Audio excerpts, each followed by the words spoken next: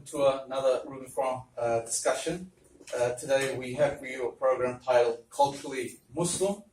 We have a great speaker in Besheer Mohamed, who is a senior researcher at Pew Research Center. He's an expert on the views, demographic profile, and size of U.S. Muslim communities. The rest of his bio details are in the invitation, which you will all receive. He'll be speaking for at least half an hour, 45 minutes. Thereafter, we'll have a question and answer. So we look forward to that. Thank you.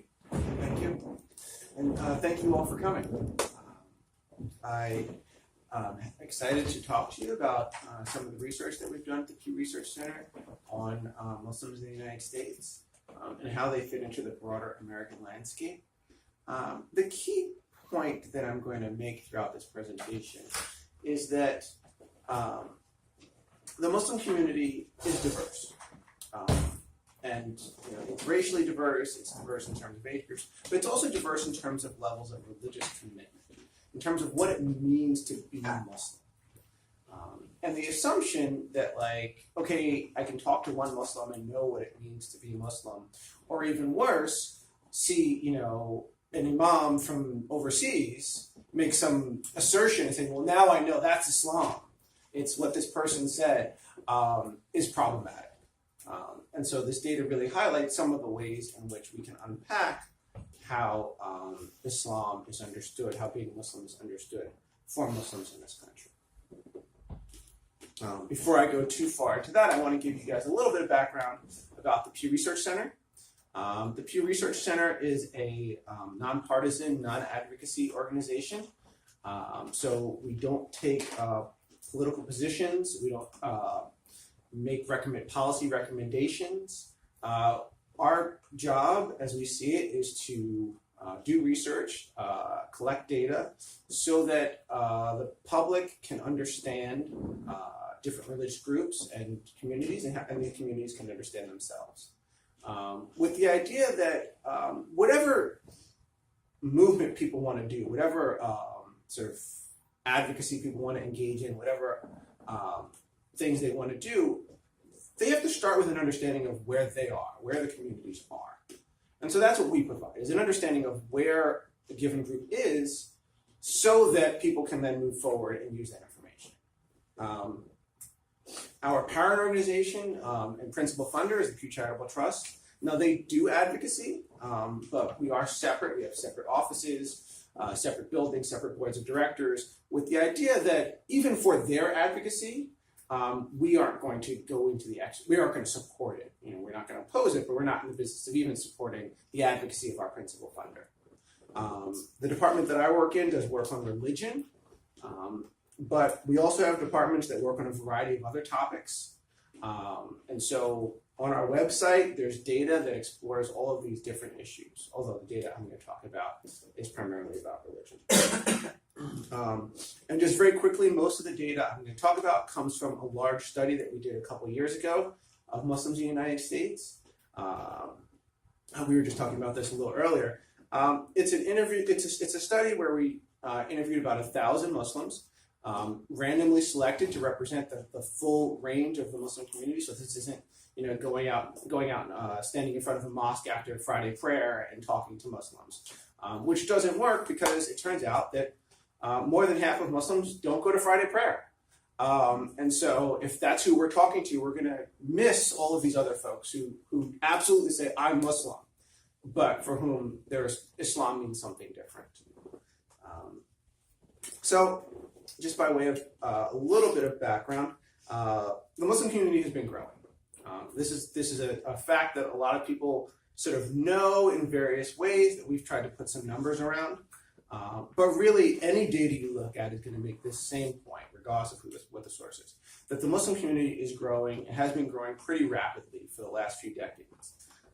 We have data going back a little over a decade that suggests that the Muslim population has been growing at a pretty fast rate. We now think that there are about 3.5 million Muslims in the United States, which makes Muslims a little bit more than 1% of the population overall. Just an interesting side point, while we make that statement about the population overall, That doesn't mean that Muslims are sort of evenly spread across the country. And that's an important point to keep in mind if you're in some place like the DC metro area, where Muslims are absolutely more than 1% of the population, right? You can walk around and you are pretty certain that more than 1 out of every 100 people you see are Muslim. And that's absolutely true if you're in DC, if you're in New York, if you're in Chicago, if you're in Dearborn. But there are lots of other parts of the country where the whole town of 5,000 might have no Muslims, or might have one Muslim family. And so when you average out that nationally, what you get is something along the range of the 1% number. Now, the easiest way to get a sense of the intersection of religion and being Muslim is to just ask Muslims directly, how important is religion in your life? And what do we see? Muslims are down here at the bottom. We see about 2/3 of Muslims say religion is very important in their lives. By way of comparison, that's about the same as the rate that we see among Catholics. About 6 in 10, 58%, about 6 in 10 Catholics say religion is very important in their lives. So if you're more familiar with the Catholic community and you think about the Catholics you know, like some of them are very religious, they're at Mass all the time, and others, if you ask them what religion they say, yeah, I'm Catholic. When was the last time you were at Mass? Oh, I don't know. I'm Catholic because that's how I grew up. It has nothing to do really with when I go to work. I'm not going to work as a Catholic. And so we see the same pattern among Muslims. Now, it's also worth noting that that's not true for every religious group, right? Evangelical Protestants, 80% of them say religion is very important in their lives. So people that identify as evangelical Christians tend to be folks for whom religion is even more important. On the other extreme, people that identify as Jewish tend to say religion is less important. So there's some interesting patterns there that is worth keeping in mind. That for Muslims, when we see the rates at which they say religion is very important, it's kind of on par with what we see for Catholics, which is lower than we see, for example, evangelical Christians, higher than for some other groups like Muslims. Like Jews. In the interest of time, skip that one. That was an interesting one. Can we see it real quick? Okay. We've got a special request. Thank you. I know a lot of millennials. So fair enough. So what do we know about religion? So I made the overall point that about 2/3 of Muslims say religion is very important in their lives. The point that this slide makes is that this isn't something that varies a lot by religion. By age. We don't see younger Muslims much less engaged than older Muslims. That's a little different from what we see from some other groups. If you look at Catholics or even evangelicals, there's a kind of a gap between older and younger that we just don't see as much for Muslims. And in the Q&A, we can talk about some of the reasons why that might be. Why the identity is more consistent across ages for Muslims than it is for some other groups. But the slide that I was sort of rushing to get to is this one, where, so 2/3 of Muslims say that religion is very important, 1/3 of Jews say religion is very important, but that's different from saying that this identity matters or doesn't matter. So if we ask people if they're proud to be Muslim, or proud to be Catholic, or proud to be Jewish, the overwhelming majority say yes. Even folks who say religion is not very important, then go on and say, but I'm completely proud to be Muslim. Or, they say, religion isn't very important and they're Jewish. They say, but I'm completely proud to be Jewish. So this really highlights the fact that identity, that Muslim identity, that Jewish identity, that Catholic identity, is a lot more than religion. Is Buddhism in any of this study? It's always dropped from everything. Well, so there's two answers to that. The short answer is no, Buddhism is not in most of this study. Most of the data I'm drawing on has to do with Muslims. More broadly, when I'm looking at these other groups, I'm looking at groups where most of our surveys have enough of a sample to speak to them sort of intelligently. And if I do a study of 2,000 people, I'll probably get enough Jews that I feel like I can speak to them, enough Catholics I feel like I can speak to them.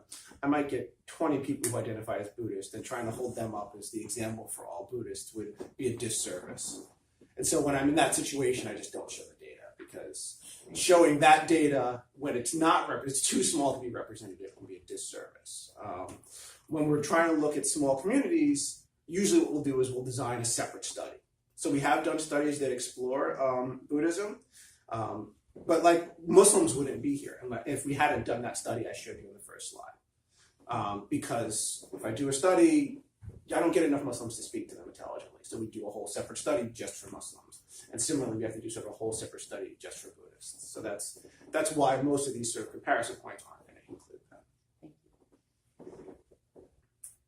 that. So what does it mean when people say that they're proud to be a member of a religious group, but religion is not very important? For some groups, and we haven't asked this from Muslims, unfortunately, but for some groups, we've gone on and asked the question of, okay, so what does it mean? What does this identity mean for you? And for both, we've done this for both Jews and Catholics. And the way we phrase it is we say, do you see this identity as mainly a matter of ancestry, mainly a matter of culture, or mainly a matter of religion? And what we see for Jews is that a bit more than half of Jews say being Jewish is mainly a matter of ancestry or a matter of culture. And this is something that scholars that have been looking at Judaism have known for a long time. It's not a surprise to them. When we did our study of the Jewish community back in 2013, those scholars argued very strongly that, look, if you're going to study Jews, you have to realize that this is not just a religion. It's also a culture. It's also an ancestry. It's also about your family. And so that's why, in this chart, we have net Jewish, that includes Jews by religion and Jews of no religion. Because one of the things that they've said is, like, if all you're talking about is people who say their religion is Judaism, you're missing a whole bunch of our community.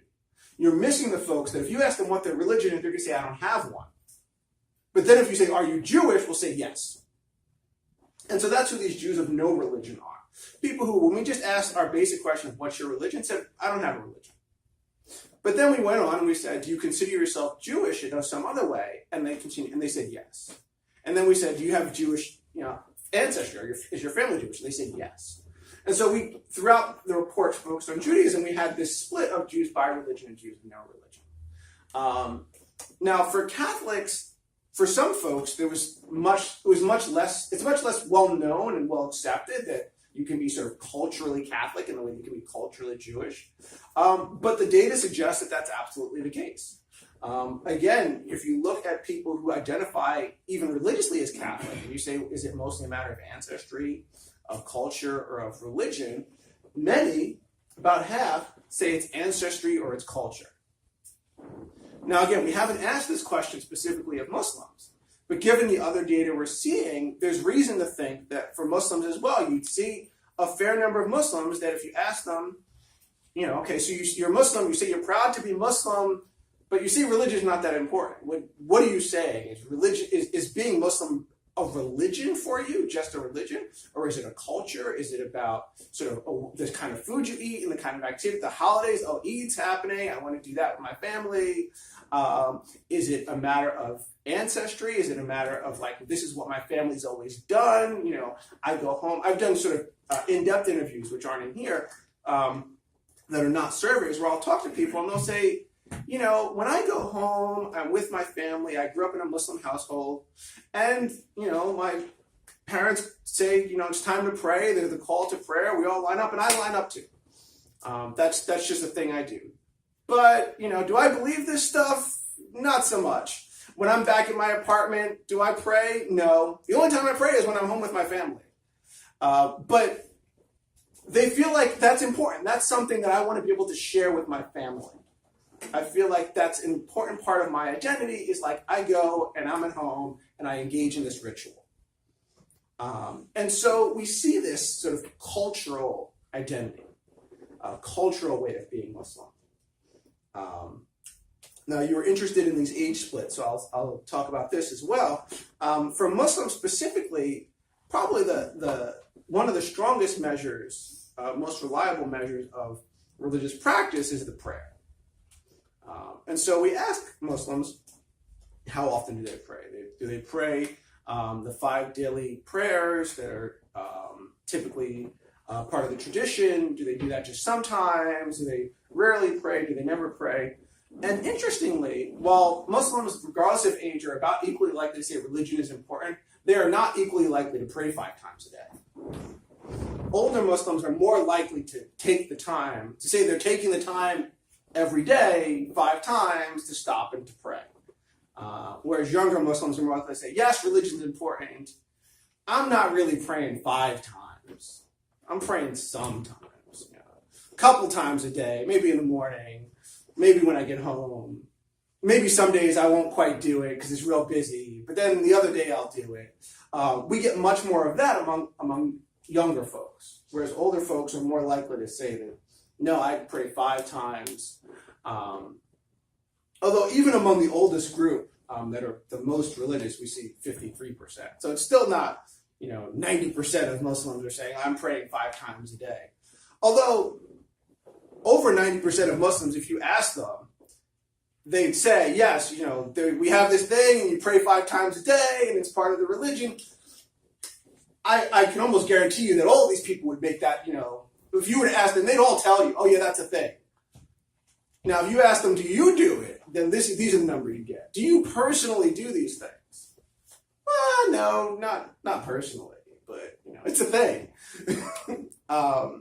And so that's another one of these ways where the way they understand and practice their religion, there's a range there. There's some diversity there that we can unpack. Another way that we can look at this is we ask people, what do they see as essential to what being Muslim means? And we gave them a list of possibilities. So one of them is sort of believing in God. And most Muslims say, yes, that's essential. Although not all of them. Following the Prophet Muhammad, or loving the Prophet Muhammad, following the Quran and Sunnah. And then we went into some things that are a little bit less of a sort of theological slam dunk. Things like dressing modestly, getting married, protecting the environment.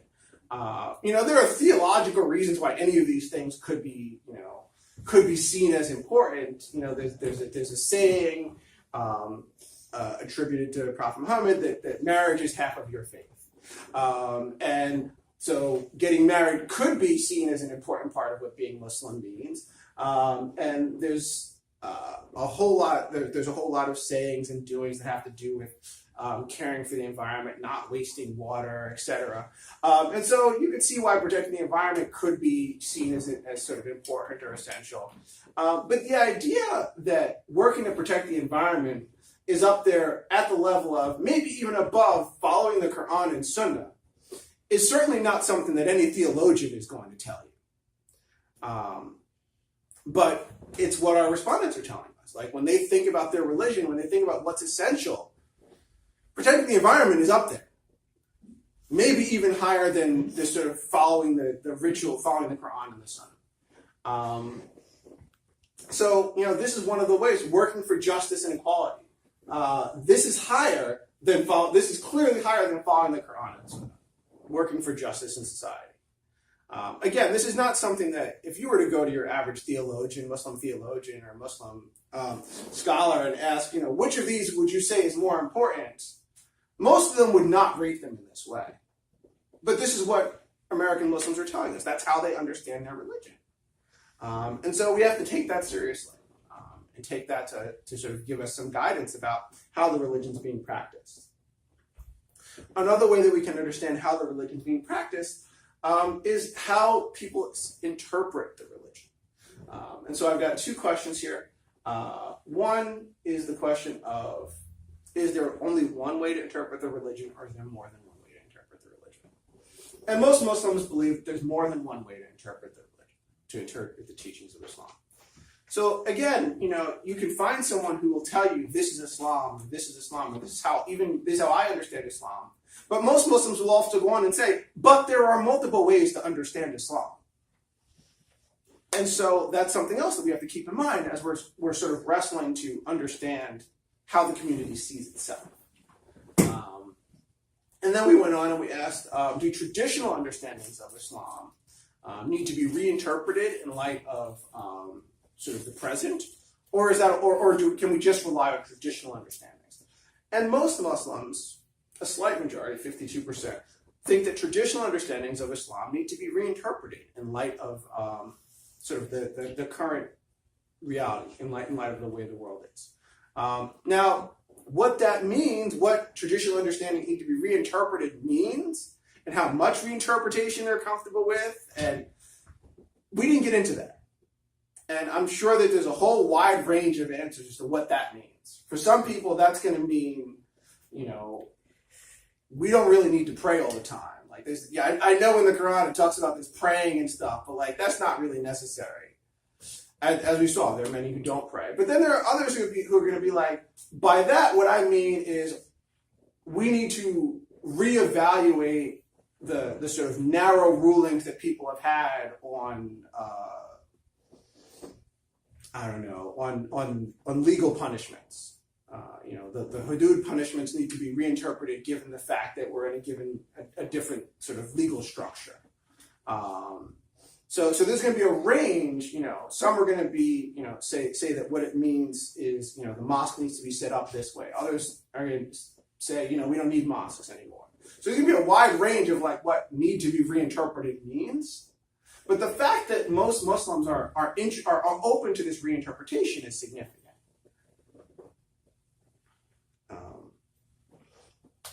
Another way that we can understand religion and religious diversity is what, for lack of a better term, I'm going to call denominations. So Sunni, Shia. How many people are familiar with that distinction? The Sunni Shia distinction broadly. Okay, great. So a slight majority of Muslims, about 55%, identify as Sunni in the United States. About 16% identify as Shia. And then we've got other, which includes things like people who say that they're the Nation of Islam or the Ahmadiyya, or say I'm Sufi, but not with any Sunni or Shia. But those are pretty small. But the other, so majority Sunni.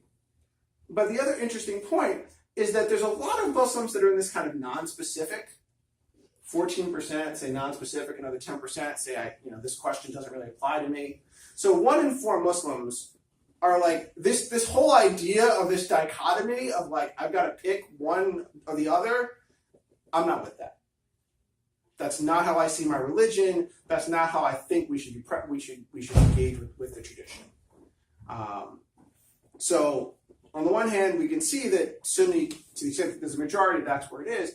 But on the other hand, the fact that there are so many that feel this, this idea that they want to sort of distance themselves from those labels is also significant and telling, I think. There's another, I think, common misconception among people who don't know a lot about Islam, that they can identify Muslim just by looking at them. And so you wind up with folks who are Muslim not being counted, and the people who aren't Muslim are like Sikh or something. You're like, oh, there's a Muslim. Like, no, that's not a Muslim. Actually, that's a Sikh, or that's a Hindu, or that's. So you see that these mistakes happen in both ways. And one of the ways that we tried to tap this in our survey is we asked people, on a typical day, is there anything that would distinguish you, that would let people know that you're Muslim? And about 1 in 4 men say yes. Whether that's their name or their beard or their accent, or maybe they wear a kufi. There's different visible markers that are present for about 1 in 4 Muslims that say that. And a similar number, if you look at women that say they don't wear the hijab or the head covering, about 1 in 4 say that despite the fact that I don't wear the head covering, I think people can probably tell that I'm Muslim. And about 8 in 10 of the Muslim women that say they wear a head covering say that they're identifiable. Now, this last number actually surprised a lot of people because they're like, well, but if you've got the hijab, obviously everybody knows you're Muslim, right? Like, what do you mean 8 and 10? Like, who are these other people? And then I pull out pictures like this or this. They could say that they're wearing a hijab. And they could walk down the street and people would be like, no, they're not Muslim. What are they? Yeah. My mother covers her hair in this way. If I ask her, do you wear the hijab? Yes. When she walks down the street, do people identify her as Muslim? No. And so it absolutely is the case that even women that feel like they're doing this sort of head covering exercise sort of for religious reasons may still not be identifiable as Muslim. So this idea that, well, we can just tell who we can pick the Muslims out by looking around, turns out it doesn't work very well.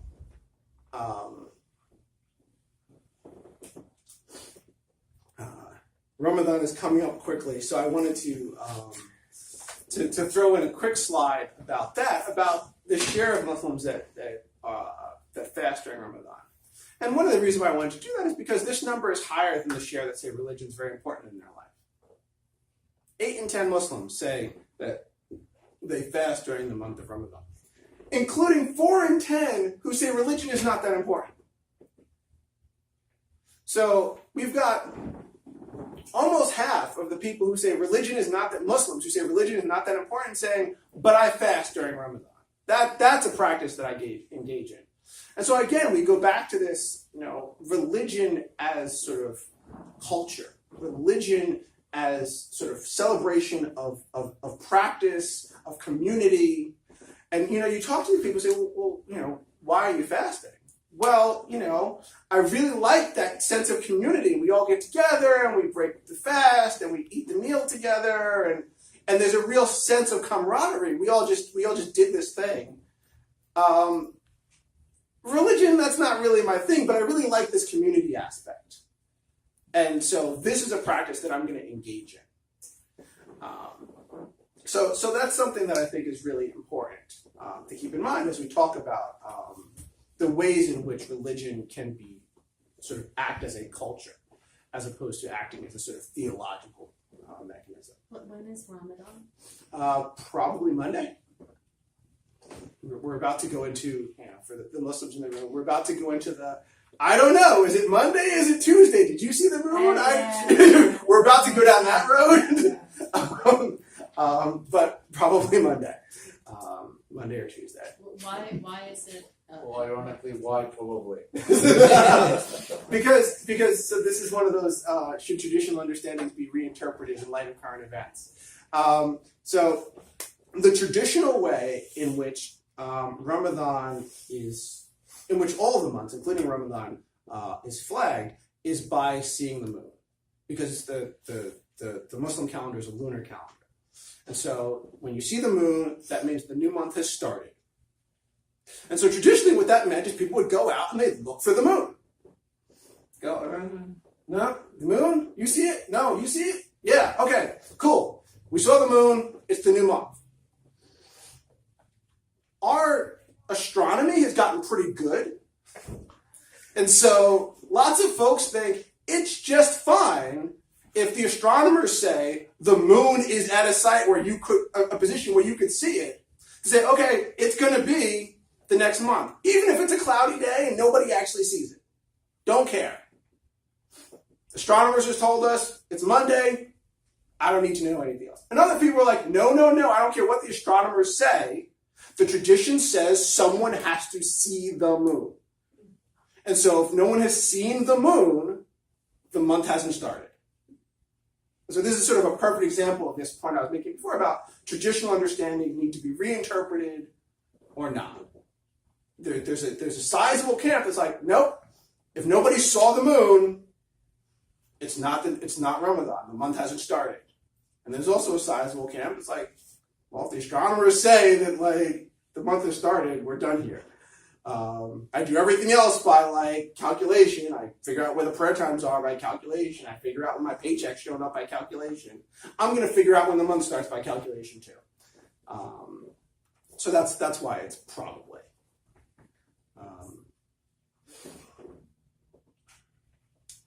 So we've talked a lot about diversity, and within that I've spent some time talking about sort of the age differences. There's also a lot of racial diversity within the Muslim community. There's about 58% of Muslim adults that were born outside the country in a variety of different places, whether we're talking about South Asia, Middle East, North Africa, Sub-Saharan Africa. And there's also a sizable share that were born in this country, whether we're talking about the Black American community, which for the longest time was really the majority share. And as the number of immigrants has grown, is no longer a majority share, but still plays a sizable role in the way Islam is understood in the broader Black American community. Whether we're talking about white Americans, which may be converts, maybe Arabs that have been in this country from multiple generations, who, for the last century or so, according to the government, have been classified as white. So there's some real racial and ethnic diversity there as well. And that's important because that racial and ethnic diversity also overlaps with some of these issues, these sort of questions of religion. So Black Muslims, the Black American Muslims tend to be, are more likely to be converts. About half of Black American Muslims were raised in another faith and chose to become Muslim. And that's much less common among other groups. They're a bit more religious. They're a bit more likely to say religion is very important in their lives. They're a bit more likely to say they pray 5 times a day. And a lot of that has to do with the fact that if this is something that you're choosing, then it's not just a culture for you, right? It's not something you sort of take for granted and come home and do. It's something that, like, nobody else in your family maybe does this, but you've decided for yourself, no, this is the thing that I believe in. And so I'm going to, I'm not going to do that if I only half believe in it. And so we see this among a lot of groups, that when people convert to a faith, they often are more committed to it. And we absolutely see that on these patterns. On the thread of conversion, I do want to make a point, which is that the number of Muslims in the United States that are converts is pretty high. About 20% of U.S. Muslims are converts. But that isn't, and I also made the point that the number of Muslims in the United States are growing. A lot of people assume that means that conversion is one of the reasons why the community is growing. And that's actually not true. And the reason why that's not true is because as many people are entering the faith, are leaving the faith. So basically, so for every person who was raised in another faith and becomes Muslim, there's someone who was raised Muslim and leaves the faith, no longer identifies. Now, to be sure, that sort of level of stability of as many coming as going is sort of a higher rate of increase than if you're looking at Catholics, where for every person that becomes Catholic, 7 are leaving, 6.5 are leaving, or even mainline Protestants. For every person that becomes a mainline Protestant, 1.7, almost 2 are leaving. So there are other groups where there's even larger groups leaving than coming. And so this sort of 1 for 1 is actually relatively good in the scheme of sort of American religious churn. Evangelical Protestants are doing slightly better. But this sort of balance is actually relatively good for the level of churn that we see in America overall. But it isn't representing some sort of like, oh, everybody's converting and they're becoming Muslim, and so we're going to see lots of growth by that. Do you know where they're leaving? Where they're leaving? Any of those groups, but Muslims in particular, when they leave, do they become non-believers? Is that pure? Okay, there you go. Yes, we do. When they're leaving, by and large, they're not joining another faith. They're just leaving. They're saying, I'm leaving the faith I grew up in, and I'm leaving all faiths. And this actually is common not just for Muslims, but for other groups as well. The most common pattern is not, I'm leaving the faith I grew up in to join a different faith, but I'm leaving the group that I grew up in, and I've now decided that I don't believe in religion. 2 things. question is, as far as the term convert or revert, Mhm. what's your thoughts on that? And also the Latino community is becoming more Muslim. Really? Oh. So on that first point, the way you asked that, I absolutely agree. The way you asked that question can change the responses, I think, because people think about it differently. There's some theology baked into the idea that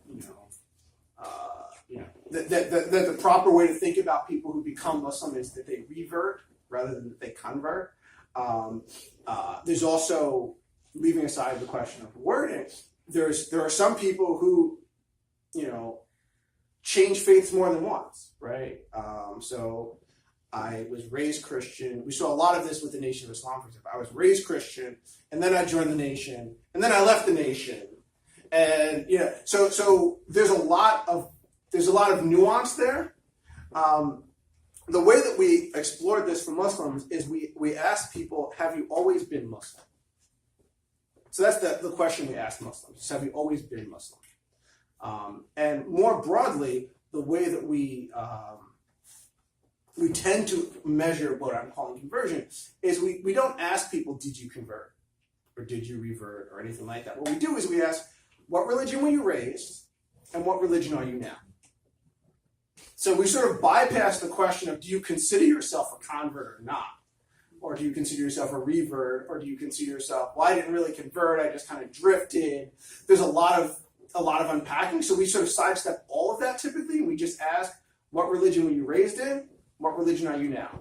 And then we just assert, if you were raised in a religion that isn't the one you're in now, we're going to call you a convert. Or in some other contexts, we'll call it religious switching.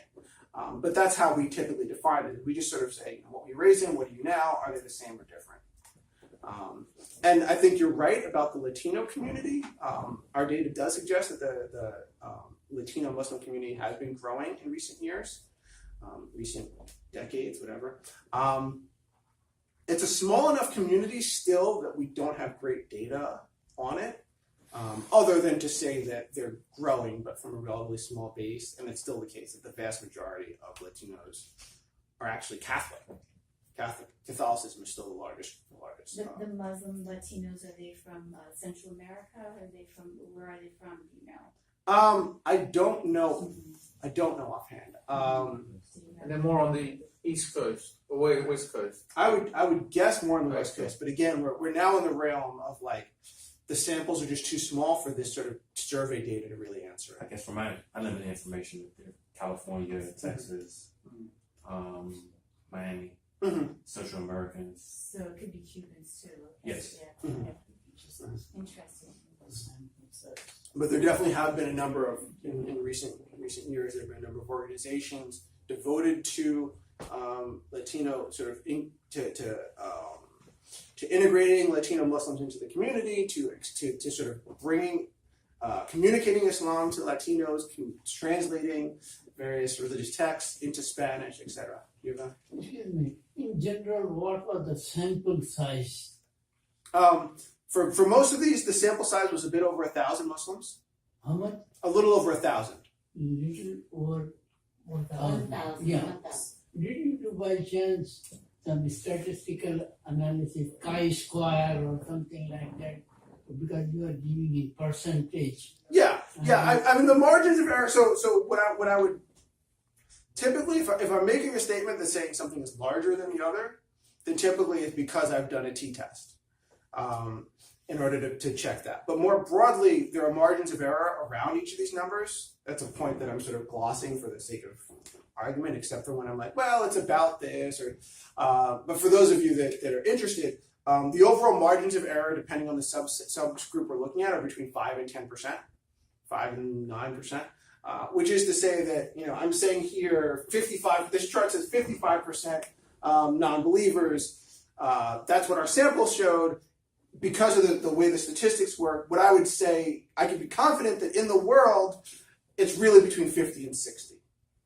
I can't tell you I know it's 55 because it's only a sample. I didn't talk to everybody in the country, but I could say statistically that it's almost certainly between 50 and 60 because the margin of error is plus or minus 5, for example. are you planning to publish in some refereed research journal or something like that? Yeah. So all of this data is publicly available, so you can definitely download it.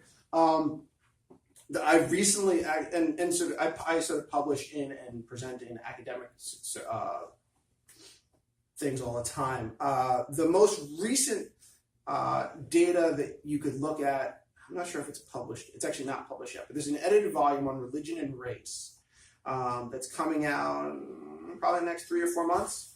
And it's with NYU Press, and I could send you the details if you're interested, where we really unpack the question of the intersection of race and religious identity, and race and social and political views among the Muslim community. And in there, I make the point about, in sort of more in a more statistically sophisticated way, about why some of these groups are statistically powerful. Why it's meaningful to break out South Asians from Middle East and North Africa. Why I wouldn't lump Sub-Saharan Africa in with black, US-born black. And the short answer is because their views and attitudes and whatever vary a lot. You can't just be like, well, they're black, and so they're the same. Well, they're not actually. And by the same token, these folks are mostly Arab, and these folks are mostly Arab, but we're not going to lump them together. And so that's mostly the point that academic piece and the NYU Press piece makes is sort of why we unpack it in this way, and what findings you make with a more sophisticated analysis looking at that. I'll just end on this last point, which we've sort of circled around a little bit, which is the why of people are leaving Islam. So I showed you sort of where are they going, and by and large, the answer is they're going to no religion. But we also went over and said, well, why did you leave? Why do you no longer identify as Muslim? And as you can see, a lot of it has to do with issues with religion in general, preferences,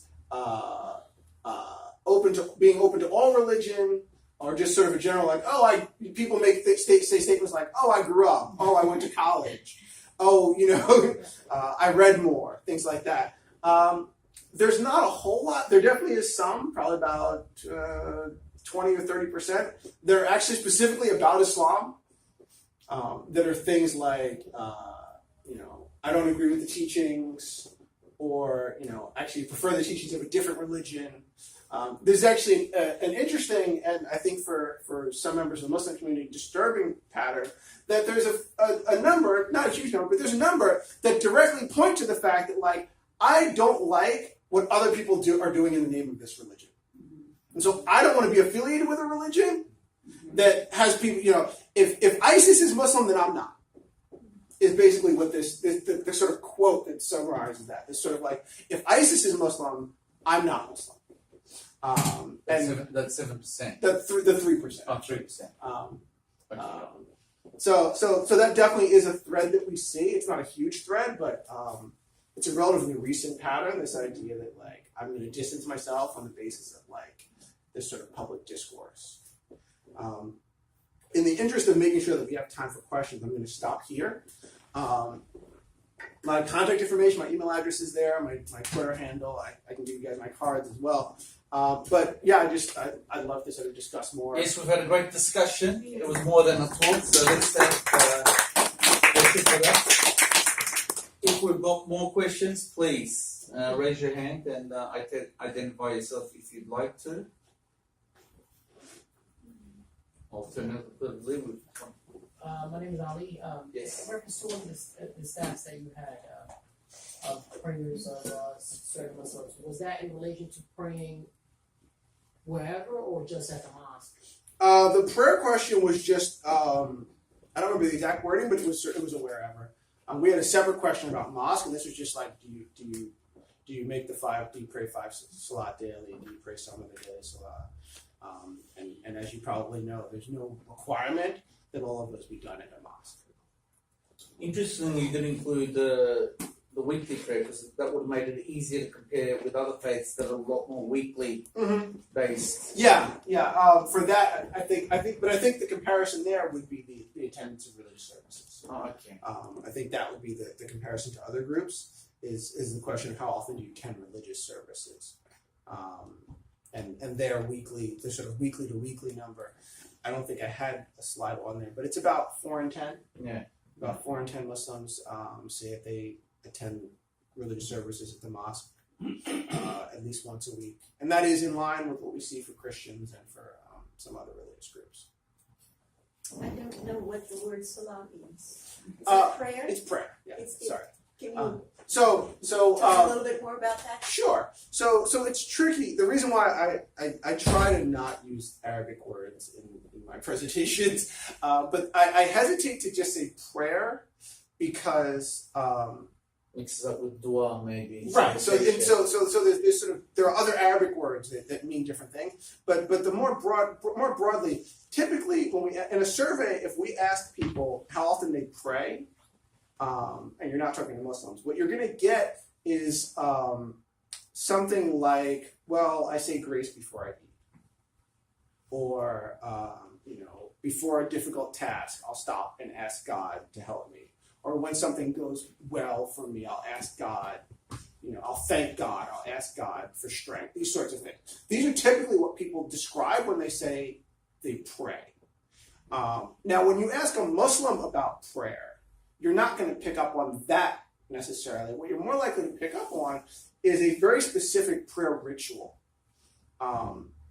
that involves a certain set of motions that are done at certain times of the day, and so as you alluded The to, word prayer becomes ambiguous for right. Muslims. So salah is the ritual. Yeah. So like in Arabic, there's sort of two different words. There's dua, which is this sort of like what most Christians think of when they say prayer. There's sort of like Asking. supplications, like I'm going to stop and I'm going to ask God for this or that. And then there's salah, which is the specific ritual. And so these questions were focused on the specific ritual, which is also why I don't have next to this how often do Christians pray, because it's sort of not an apples to orange. It's not an apples to apples comparison. Besides frequency of prayer or salah, were there any interesting variations on an age basis and all the other categories? No. And that's actually itself quite interesting. On attendance in religious services, there's not a big difference. There's actually no statistically significant difference. Between ages? Yeah. On importance of religion, as I showed, there's no significant age differences. So that's actually an interesting pattern that we see, that there aren't big differences for age, where there are for other groups. And what about national origin? No, national origin. I think I have some. That's interesting. I think I've got a slide on that. Or foreign born and native. Native. Yes. I think I had a slide on that before. Yeah. Here it is. There's the slide. So not big differences by U.S. born, foreign born on these practices. Wow. I read before that there was a ethnic difference on people leaving the faith. Mm-hmm. Did you guys come across anything like that? Yes. The most common, so thinking back to those racial ethnic categories I talked about earlier, the most common sort of the biggest sort of group that stands out the most is Iranians. Iranian Muslims are much more likely to are much higher represented in the group that left the faith than in the group that are currently still identifying. And that has a lot to do with history. It has a lot to do with who are the Iranian immigrants, why did they come to this country. A lot of the Iranian immigrants trace their heritage back to the Iranian Revolution, when Iran became a theocracy. And if you're leaving a theocracy, you have a different sort of perceptions, and you're making a decision like, that's not where I want to live. I don't want to live in a theocracy. You have a different set of sort of perceptions and assumptions about religion than if you're saying, I'm going to come to America because it's the great place for economic opportunity. So I think there's some interesting historical patterns as to why that is, but the data says that Iranians actually stand out as. Do you have numbers? What percentage of those leaving? I do have numbers. I don't have the slide here. It's I'll look at it. Yeah, it's something on the order of 5% of current Muslims are Iranian, and like 10 or 12% of former Muslims are Iranian. So it's something that's a pretty dramatic difference. But don't quote me on those numbers, 'cause I have to. So I was just wondering, but your data is really interesting about Muslims that are leaving Islam. My first question was just like, why did you end up asking that question? Like, what prompted that? Because we could. I mean, I'm being a little facetious. But You probably couldn't ask this in many Muslim countries. yes, but no, not even that. So Or you could. we have large. So we do these large studies of the public overall, and we ask all these sorts of questions. And we've asked questions in our general public studies about why people are leaving the faith. And so we've got data on why Catholics are leaving. We've got data on why other Christians are leaving. And we just didn't have data on why Muslims are leaving because they just aren't present in the numbers. And so when we were doing this study of Muslims, if I scroll back to that first slide here, when we were doing this study, we committed to doing this study of Muslims, and we knew that in order to do this, in order to make it representative, we were going to have to call tens of thousands of people in order to get enough Muslims to survey. We thought, hey, while we've got these people, why don't we find out if any of them left Islam?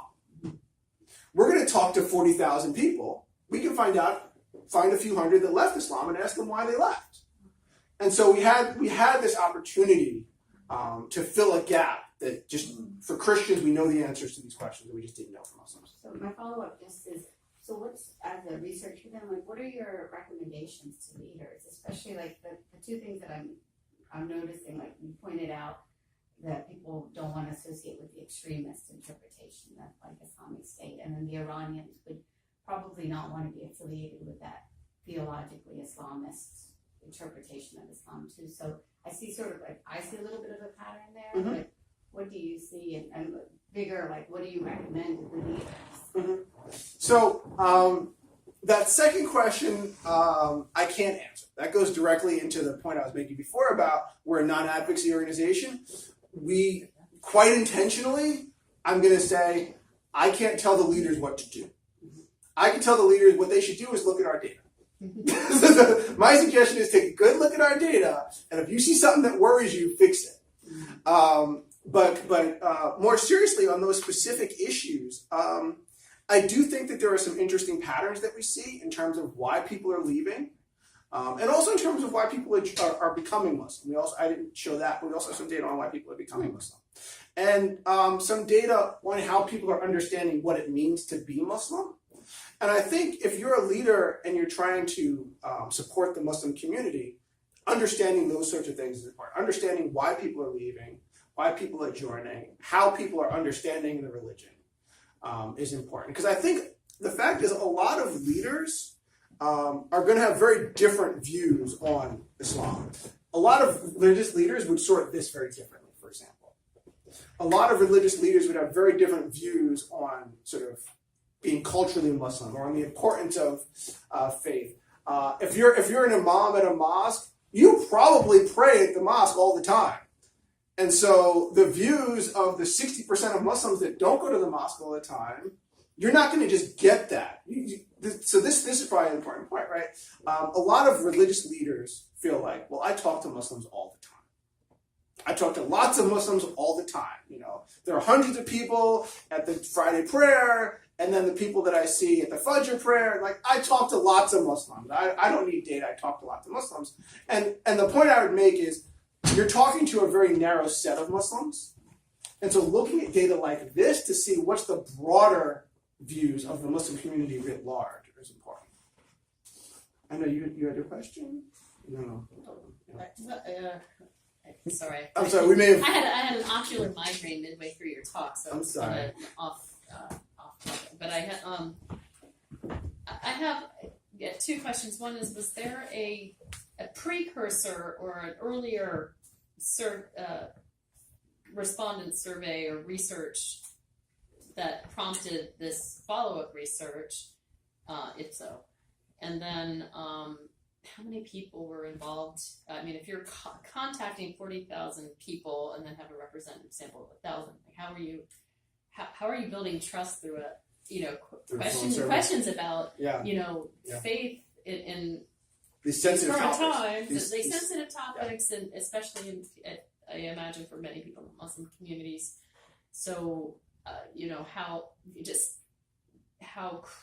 credible are the answers that they're giving? Or are they not giving you or are they giving answers that are sort of the safe answers?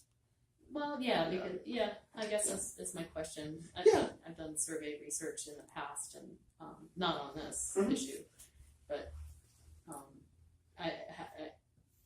there was a lot of discrepancy in my data. I found out. So. Oh, absolutely. So I would say I'll focus on that second point first, which is we had exactly that. So I guess the first question is really easy, which is this 2017 study is the third study we've done of this type.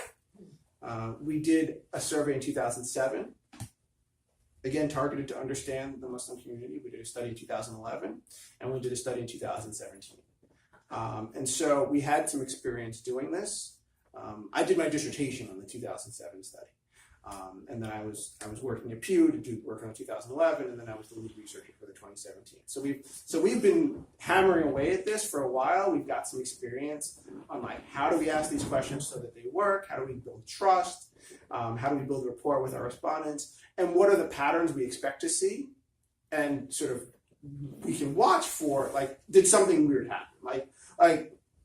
For example, when we did this study in 2017, one of the things we were looking at as we got back the data are the patterns that we're seeing, just the demographic patterns, how many are we seeing, what are the age breaks, what are the religiosity breaks, are they very different from what we saw in 2011 and 2007?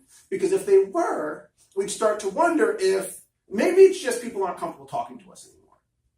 Maybe something happened between 2011 and 2017 that made Muslims in particular less comfortable talking to us. And so we really looked closely at the data for those sorts of things and didn't see any indicator that was happening. So that was something that we watched for and that we didn't see. Now, proactively, what did we do to avoid to make sure that was going to be the case? We spent a lot of time figuring out how we would build rapport with the community. For example, one thing we didn't call people up on the phone and ask them, "Are you Muslim?" Which it's interesting because there was another study done by a Muslim advocacy organization a little bit before us, where that's literally what they did. They called people up and asked, "Are they Muslim?" Because they wanted to do something for the community, and they didn't have survey researchers on their team to tell them, if you do that, you're not going to get good data. So we didn't do that. We had probably 5 minutes of warm-up questions to build rapport, questions to get the respondents comfortable with us, which means there were 5 minutes of questions that we had to ask to all 40,000 people. And our vendor was like, why are you wasting all this money? You really only want the Muslims? And I was like, trust us, we need to do that. We get it costs more money, but we need to build the rapport. We need to make sure that we've got people on the line that are comfortable. And then once we finally got to asking religion, we have a standard question we ask about religion, which is, what is your religious identity, if any? Are you Protestant, Catholic, Muslim, Jewish, Hindu? There's a whole list.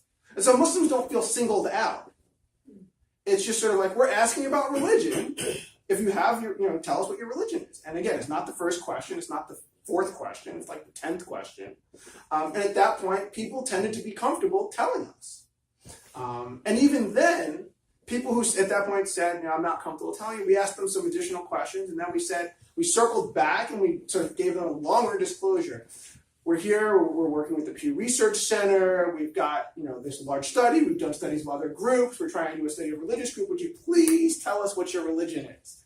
And some more people were comfortable telling us. So we went through, we also put up a website that was sort of, that we would send people to if they were on the phone and well, but is this real? Are you secretly from the government? Is this the beginning of the registry? So we had this website that we put up that walked through, here's who we are, here's the research that we've done, here's why we're doing this study, here's the previous 2 studies we've done and how it's been used.